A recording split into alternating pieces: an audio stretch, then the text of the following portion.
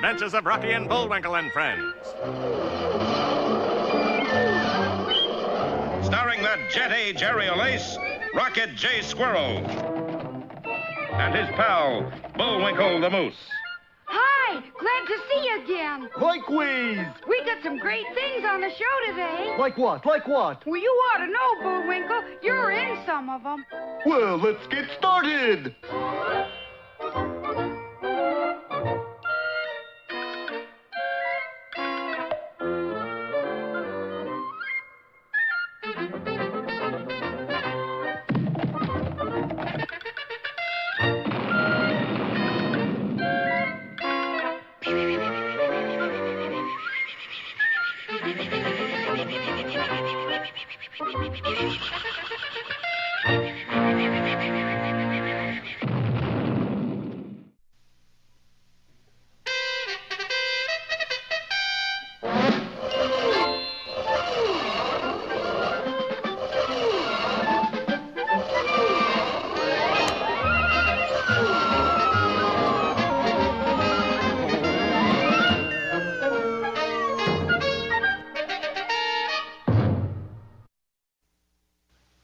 On the tree-shaded banks of Lake Dinkawawa lies one of America's great storehouses of knowledge, the Double Dome Institute for Advanced Thinking. You, sir, what is your scholastic background? Well, I have a BA from Columbia, a MA from Harvard, and a PhD from Caltech. And I take it you're a professor here? No, I'm the janitor.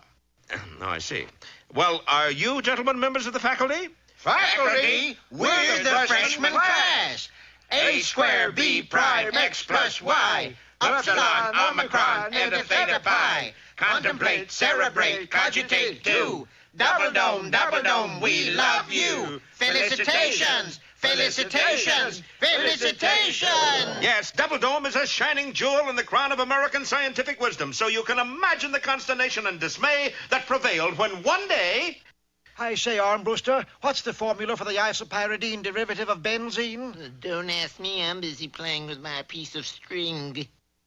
Armbruster, are you making sport of me? Oh, no, I'm making a cat's cradle. Hotchkiss, I think Armbruster has flipped his scholastic wig. He certainly has. This is how you make a cat's cradle. Yes, two of the smartest geniuses at Double Dome were now utterly stupid. That wasn't the end either. For next day at a super-secret missile base not far away... I think you'll find the inertial guidance cam requires a beryllium alloy, gentlemen. Beryllium? Beryllium. B-E... What is it, Doctor? I can't spell beryllium. Oh, that's B-E-R-Y-L-L-I-U-M. Yes, but how do you make the B? Soon, panic reigned in the highest circles of the scientific community. And at a top-level meeting in Washington, D.C., an ace investigator was put on the job. Inspector, somebody, somewhere is draining off America's brain power. Do you think you can solve the case? It's child's play, Professor. Well, what did you find out? I found out that you can use a magnifying glass to give people a hot foot. Oh! Yes, the detective was now as dumb as the scientist. It seemed that the smarter the investigator, the dumber he became. That's it, gentlemen. We must start from the opposite direction. We have to find a sleuth with no brain to affect. We need the services of the greatest numbskull in America. And that's... No. You're getting ahead of the story. Oh. Well, the great hunt was on. Government files were ransacked for the names and records of every clodpole, dim bulb, and schnook in the country. Finally, the choice was made. Gentlemen, upon this one nitwit rests the fate of our entire nation. And his name? Bullwinkle Moose, Frostbite Falls, Minnesota. No. Now. You called? Yeah, here's a letter for you, Bullwinkle. Wowie! Why so happy? You don't even know what's in the letter yet. I know, but look at that stamp, a genuine picture of Lincoln with a beard. You must be crazy about Lincoln. No, I'm crazy about beards. What does the letter say? It's from Washington. Washington. You suppose he heard I was a Lincoln fan? Bullwinkle. I'd be a Washington fan, too, if he had a beard. And Washington needs all the fans it can get this year. Bullwinkle, this says we have to go to Washington. Washington, D.C. Oh, then let's. But it wasn't that easy, for at that moment, a mysterious figure lobbed a live hand grenade at Bullwinkle. Oh, hey, cut it out. You want to hurt somebody? Apparently so, and we'll find out who next time in the Brain Drainers or Malice in Wonderland. Well, last time, you remember, some of the top scientific minds in the country reverted to being morons who couldn't add 2 and 2. The smartest investigators in the world were called on to solve the problem, but they, too, wound up as complete stoops. In desperation, the government called on Bullwinkle Moose. They figured I had nothing to lose. But it looked as if Bullwinkle might not even get started, for in our last episode, somebody had just tossed a live hand grenade at him.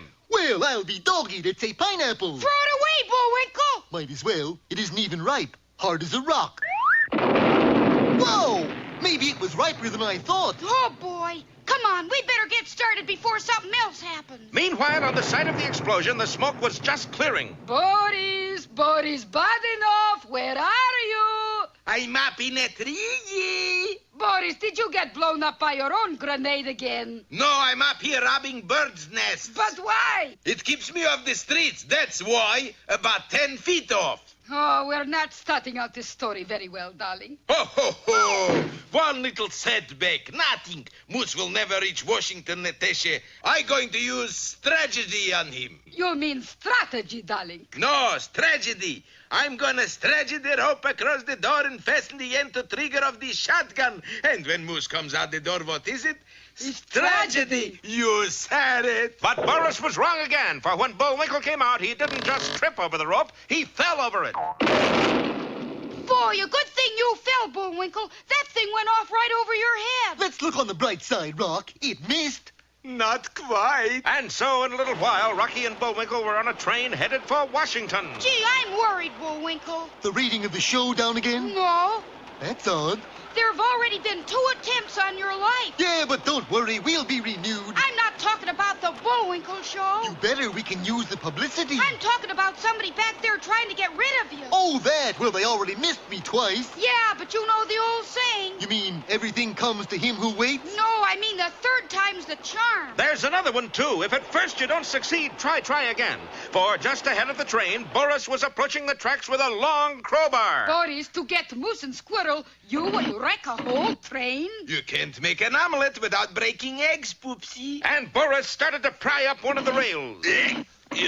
As fate would have it, though, this particular railroad was powered by electricity, and when Boris's crowbar touched the third rail... Ah! Hey, Rocky! A feller just went by who was all lit up. We must be next to the club car. Oh. And so our heroes traveled across the country unscathed, as Boris continued to light up the landscape. Well, darling, you failed 3 times in one episode. I know, it's a new course record. You look pretty stupid, darling. On the contrary, Natasha, I never looked brighter. Meanwhile, our hero's train was pulling to a halt. So this is Washington. No, it's McKeithport, PA. I know, I'm just practicing. Thank goodness this trip will be over soon. Little did our friends know that high above them flew a mysterious black airplane, which at that moment dropped its nose and plummeted down directly at their railroad car. Well, who's in that plane? And will it really smash into the train? And if so, will our heroes escape? And if they And do... if you don't hurry, it's going to hit us before the episode ends. Oh, yes. Remember, next time episode, the Deadheads are feeling zero. Well, when we left our story last time, things were in terrible shape. Some of the nation's smartest geniuses were turning into complete idiots. Professor, the public would like to know, what is your theory of ion imbalance in solid-state particles? Don't bother me now. I'm watching the reruns of Pete and Gladys. But, Professor, that's the commercial that's on now. Yes, I know. That's the part I like best. Within a period of weeks, America's intelligence level sank 14 points, the lowest level since 3 itty fishes. In Washington, there was near panic. Dr. Flegel, we must have a meeting of the nation's remaining eggheads. Will you attend and act as chairman? I can't. Why not? Mama won't let me cross the street. In desperation, the government sent for Bullwinkle J. Moose. And his pal, Rocky. Oh, yes, of course. Meanwhile, a few miles behind them... Boris, darling, they got away. I think maybe I've been working too hard, Natasha. I need a vacation. What was that? What was what? What was that? I heard you bad enough. Boris, that voice, where is it coming from? My two-way wrist television? A 2-way wrist television. I'll show that Dick Tracy. Amazing. Not so amazing. Everybody has one. A 2-way television? A two-way wrist. So, you want a vacation, eh, bad enough? Boris, that is the voice of fearless leader. You were expecting maybe Ellen Font? I may be able to arrange a permanent vacation for you, bad enough. Just kidding, fearless leader, old body boy, baby doll. You know me. Unfortunately, yes. Ha ha, That's funny. Funny. It wasn't supposed to be. Oh, Now that you have failed on your own, you will put into effect Plan X. Plan X? Oh, no. No. It's an order. Plan X it is. Signing off. Auf Wiedersehen. You said it. You know, Natasha, fearless leader is a lying, cheating, double-crossing, vicious, no-good killer. But someday he'll go too far. Meanwhile, as our heroes paused briefly at McKeesport, PA, a mysterious airplane flew above their train, then suddenly plunged directly at their railroad car. Bullwinkle, that plane! It's gonna hit us! Just because we took the train? But at that moment, the plane dropped a large cylindrical object and zoomed upward. Ram the links. Now what? That must be a bomb! This is the end, Bullwinkle! According to my watch, we still got 1 minute and 5 seconds. And so it seemed, for a parachute suddenly popped up from the object, and as it floated down, our heroes heard a familiar voice. Avast and belay, piped the quartermaster and left the dinghy. Bullwinkle, that's Captain Peach Fuzz! He sure looks different. No, he's inside that escape pod. And it was true. Outstep, backwards, of course, Captain Peter Wrong-Way Peach Fuzz. Rocky, Bullwinkle, where are you? Right behind you, Captain. Oh, don't ever sneak up on me like that. How come this sudden visit, Captain? Yeah, and why the pod? Too many starches, I guess. Oh, the pod! Well, I just had to see you. About what? Well, it's all in this memo. What memo? Oh, wouldn't you know it? I must have left the memo with the pilot. Oh, boy. No, that can't be. I was the pilot. You were? Yes. I wonder what happened to the plane after I bailed out. Hey, I think I know. What? It traveled in a big loop. Yeah? And right now, it's coming down on our head. Yes, sir. There it comes now. No, and oh, good heavens. Well, don't miss our next episode, 3 to go, or crash on delivery. While on their way to Washington, our heroes were stopped by Captain Wrong-Way Peach Fuzz, who had just misplaced his jet plane. Misplaced nothing. There it is, coming right at us. Hey, that's right, Bullwinkle. Yeah, but... Sure is. Yeah, but... You got a pretty sharp eye there, fella. Yeah, but... He's right, Bullwinkle. Will you for the cry I stop agreeing with me and move over? Boy, you fellers almost agreeable yourselves under a tombstone. But you were right, Bullwinkle. You sure were. Yes, sir. Yep. Mm-hmm. Certainly slowed the old show up, didn't we? And, Captain, you were just about to tell us why you wanted to see us. Well, let me see if I can find the memo. Ah, here it is. Why are you tearing it up, Captain? It's secret, Rocky. But you tore it up before you read it. I know, it's top secret. I'll say it is. Now we'll never even know who it was from. Sure we will. Who? It was from me. Then why write a memo? Well, what's the use of knowing a secret if you can't tell somebody? But you sent the memo to yourself. I know, it's a secret. If we come by this station again, I'd like to get off. Anyway, the memo said you're supposed to come with me to McKeesport, PA, for a special job. Right. So let's go. I got a map right here. But, Captain... We'll pick up native bearers outside of Scranton. Captain... There's a friendly farmer near Gettysburg who'll let us stay the night. He should. We paid his rent for 8 years. But, Captain... Then onward toward Wilkes-Barre Captain! This is McKeesport, PA. It is? Look at the sign on the station. I could have sworn I was landing in Skaneateles. But why should the government want us to go to McKeesport, PA? Probably because it's situated at the confluence of the Monongahela and Yongyogani rivers. Yeah, but what's that got to do with anything? Nothing, I just like the names. Monongahela, Yongyogani. But as they walked toward the center of town, the good captain did start to tell why they were there. As you remember, the country was facing intellectual ruin because its brainiest eggheads and double domes were reverting to being stupid clodpoles and addlepates. For instance, at a Florida missile base... Ready for launching? 5, 4, 3, 2, Go on, Professor. I forgot what comes after 2. You forgot? Well, it's hard counting backwards. But, Professor, what about the launch? My mama packed it in the brown paper bag. And in a kindergarten class... Now, Johnny, what is this? Doggy. Good. Susie, what is this? Kitty. Good. Now, Dr. Smallhausen, what is this? Wait, don't tell me. Could it be maybe a goldfish? As a result of this strange malady, U.S. brain power was lagging badly. Hartford University had to cancel its commencement when it found that the chancellor had signed all the diplomas with an X. But, sir, why with an X? It's prettier than a Z. But what's all this got to do with us being in McKeesport, PA? Well, I'll tell you, Rocky. Yes? It's time for ding-dong school. And the captain dashed into a nearby television sales room, plunked himself down before a set, and refused to budge. Bullwinkle, it's happened to Captain Peach Fuzz. Whatever it is, he's got it. You mean he's had it? Apparently so. Well, does this mean that the boys are stranded permanently in McKeesport, PA? What a way to die! Things should be clearer next time in McKeesport on the Prod or the Pottsylvania Poker.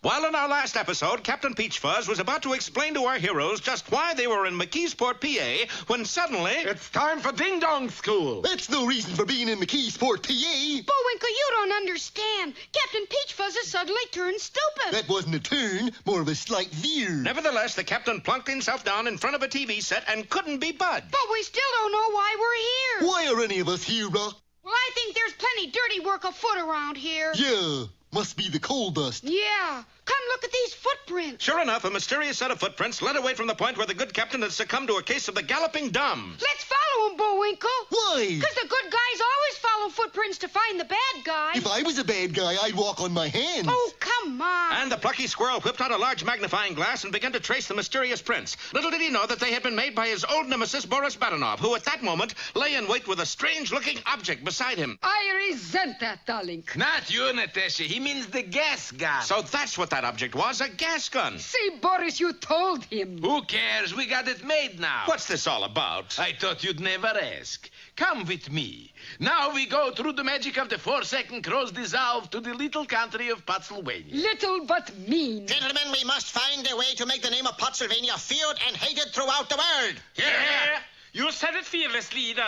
But why? Why? Look at it this way. Does Pottsylvania have any raw materials? No. Do we make things? No. Do we have any art or culture? No. What is the only thing we got plenty of? Nothing. No. Mean. We have more mean per square inch than other countries have in a square mile. And so? So we got to export mean to every other country. But to do that? Yes, Pottsylvania will declare war on everybody. But anybody could beat us. Just besides being mean, we're all cowards. Tut, tut, gentlemen. Here is the genius of my plan. Hooray! Not yet, Gerhardt. I tell you when. We'll declare war on everybody, but we won't tell anybody. Now, Gerhardt. Hooray! Now, everybody. Hooray! And so Pottsylvania set to work to develop a secret weapon to end all secret weapons. How about this death ray machine, Phyllis Leader? Let's see. You idiot. It doesn't even faze them. Thank goodness. What? I mean, thank badness. Eventually, though, the ultimate weapon was discovered. Yes, gentlemen, I call it goof gas. Goof gas? Yes, one whiff, you're completely stupid. Let's test it. Gerhardt, take a sniff. Smells good. Now, Gerhardt, do you think I'm the handsomest, kindest man in Pottsylvania? Of course not. You're a mean, ugly schnook. Put that man under arrest! And poor Gerhardt was hauled off to solitary confinement. My boy, your goof gas is a success. Gerhardt turned into a complete idiot. But his answer was right, fearless leader. You are a mean, ugly schnook. Of course, but nobody but an idiot would tell me so. True. Well, then, what country do we turn into nitwits first? Let's pick an easy one. The U.S. of A. Hold it. We can't go on with this. Why not, Badenov? He's too cruel and mean? No. It's inhuman? No. It's expensive? Not even that. Then what? It's the end of the episode. And so it is, but we'll reveal the rest of the fiendish plan next time in Harebrained Boris or the Dumb Bunny. Well, last time we found out why there has been such an epidemic of stupidity in the United States. It seems that Pottsylvania, that mean little country, has attacked us with a secret weapon called goof gas. Right. One poof, you're a goof. Yes, for the past several episodes, Boris Badenov has been shooting goof gas at America's leading smart Alex and whiz kid. And so, gentlemen, I have devised a totally new compulsive force to launch our missiles. Yes. What is it? It's a rubber band. Ladies and gentlemen, for my first baritone solo this evening, I would like to sing one of my favorite arias from La Sierra d'Amore. Flee, fly, flee. Wanna hold you tight, I wanna hold you, I wanna die. I wanna die. I wanna Boris, die. that's terrible. It's the horrors of war, Natasha. But now, at this very moment, our heroes are hot on Boris's trail. This way, Bullwinkle. Isn't it, though? Little realizing that Boris is really lying in wait for them. So as our heroes rounded the corner... Take that, moose and squirrel. Hey, that smells good. Say, Rock, that feller squirted us with perfume. Perfume nothing. I know what that stuff is. Aha, the answer to the plot. And what's more, I know who's doing it. Pray tell all. I know where I've heard that voice before. Wowie! I'll take notes. The villain of this whole show is named... Yes, yes. Gee, I forget. You forget? Forget what? You said you forgot something. Golly, now I even forgot what I forgot. Well, won't need the old notebook anymore. And who are you, stranger? Stranger? Oh, my stars and garters. Boris, one more second and Squirrel would have said your name. Yes, it seems a shame, Natasha. What? I could use the publicity. Why didn't Goof gas affect Moose? Because goof gas affects the brain. And? No brain, no effect. It was true. Bullwinkle's built-in stupidity made him the only living creature immune to goof gas. A lot of good that does me. I don't have anybody to feed me a straight line anymore. Tell me about the rabbits, George. You see what I mean? Well, Natasha, we stopped those two busybodies cold. Now on to the hardest part of in this plan. And that is? We're going to take Washington. Darling, that's not hard. No. Look at headline. Boston takes Washington 7-2. Anybody can take Washington. Wait till next year. Come on, Natasha. And the two villains headed off for our nation's capital. A few days later, they were in the Congressional Visitors Gallery listening to the speeches. Mr. Chairman, I'm against all foreign aid, especially to places like Hawaii and Alaska. I demand we increase taxes for everybody under 67. How old are you? 68. We've got to get the government out of government. Well, let's go, Natasha. Go. You're not going to squirt them with goof gas? It's too late. Somebody beat us to it. Then where next? It's going to be big surprise. Surprise indeed, for the two no-goodniks were headed straight for... I said it was going to be surprise. They were headed straight for... Now, where are we going? Gee whiz, now I don't know. Anyway, be with us next time be with us next time anyway. Gee. Well, at last we found out why America's scientists, professors, and otherwise guys were attacked with a case of the galloping dumbs. It was all the fault of a mean little man from a mean little country. Go on, say the name. Pottsylvania. Not that name, the other name. Oh, Boris Badenov. Ta-da! Yes, armed with a weapon which fired clouds of a strange substance called goof gas, Boris was lowering the nation's IQ in a hurry. You boys stop playing in that mother. I'll tell your father, the doctor. Why, that is my father, the doctor. What's more, in our last episode, Boris even managed to get a shot at Rocky and Bullwinkle. The effect on Rocky was immediate. Tell me about the rabbits, George. But the effect on Bullwinkle was negligible. Didn't bother me much either. See? Shortly after that, the two villains headed south toward the nation's capital, but found their goof gas of little use. Mr. Chairman, I propose we set up a $28 million committee to find out why the government is spending so much money. Boris, what he said. You think he's already had some goof gas? Natasha, what he said, that is goof gas. And so the two no-goodniks headed further south toward one of the country's most strategic areas. Welcome to Cape Carnivorous. All spies must register with security officer. Come on. We're not going to register. Who's going to spy? We're just going to sabotage. Halt! Who goes there? Watch. Hey, Sonny. It's sure nice to see you on the job there. Here's my pass. But I don't think... Now stand aside, young man. Yes, sir, Mr. President. And the goofy guard allowed Boris and Natasha to enter the top-secret missile base. Be with us next Now, time. just a minute. This isn't the end. No, but it won't be long now. Oh, good heavens.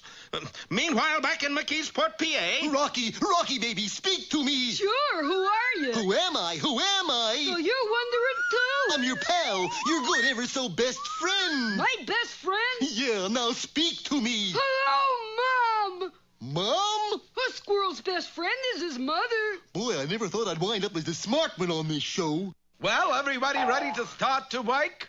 Yes, it was Captain Peter Peachfuzz. Captain, you're back to normal. Yes, I haven't been there in years either. All those ivy-covered halls. Where? At Normal, of course.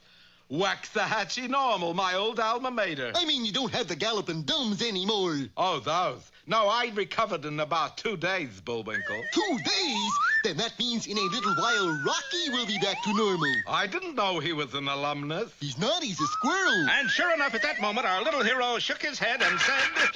Hey, I'm back to normal. Oh, Waxahachie, fair and proud, thy sons and daughters sing out loud. Hey, what's with Captain Peachfuzz? He's back to normal, too. Our praise for you will never cease.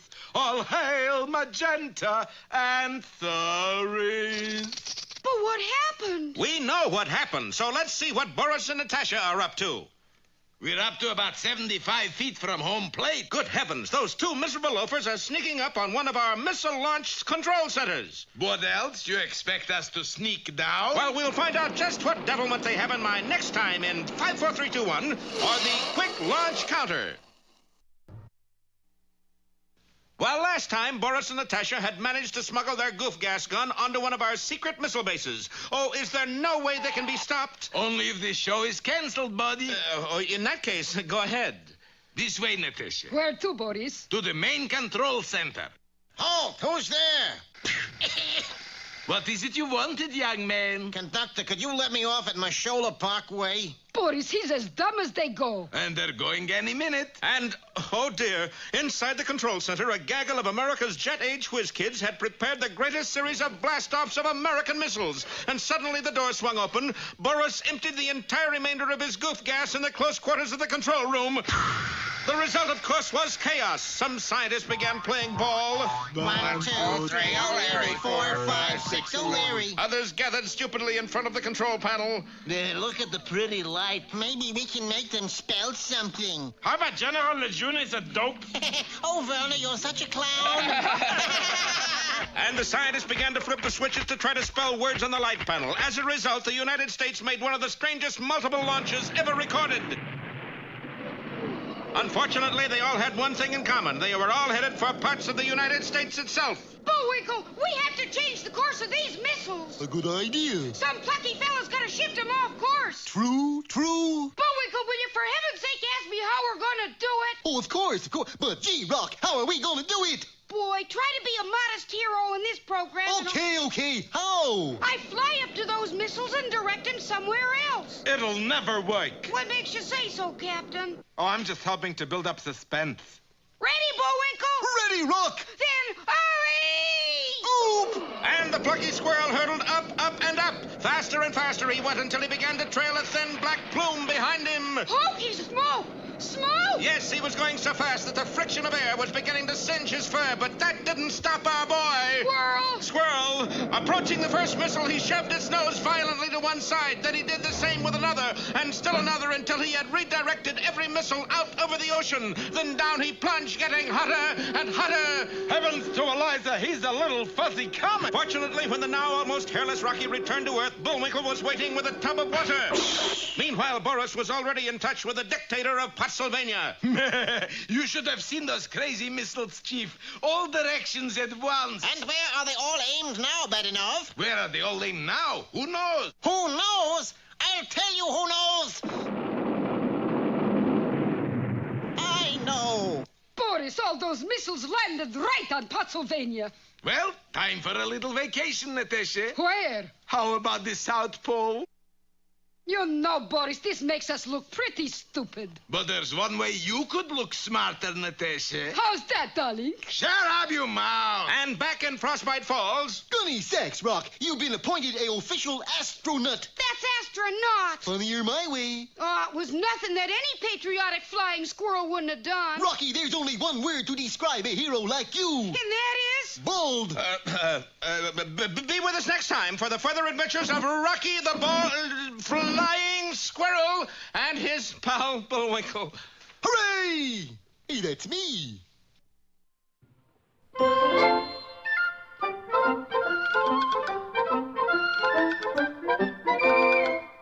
Well, I I guess that about wraps up another Rocky show. Certainly hope you enjoyed it. I did. I always say... Bullwinkle, time for us to go. Already? Okay, but first, here are some of the people who made this show impossible.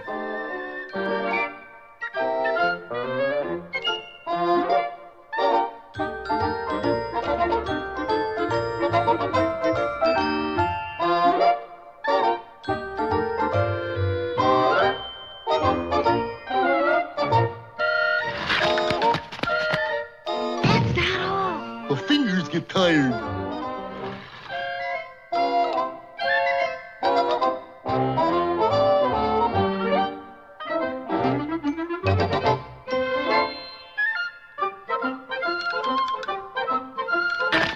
Oop! Got away from me again. Well, see you next time. Ready, Bullwinkle? Alley! Oop!